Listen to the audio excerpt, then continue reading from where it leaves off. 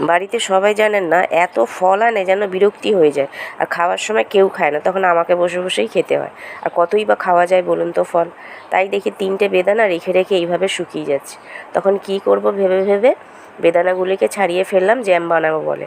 এরপরে ফ্রাই প্যানে ছাড়িয়ে রাখা বেদানার বীজগুলি দিয়ে সাথে একটা কমলালেবু দিয়ে দিলাম, আর কিছুটা চিনি দিয়ে ভালো করে মেশাতে থাকবো। চিনিটা যখন গলে গিয়ে একদম জল হয়ে পুরোটা সেদ্ধ হয়ে যাবে, তখন আমি গ্যাসটা অফ করে দেব। এরপরে ঠান্ডা করে নিয়ে ভালো করে পেস্ট করে নেব।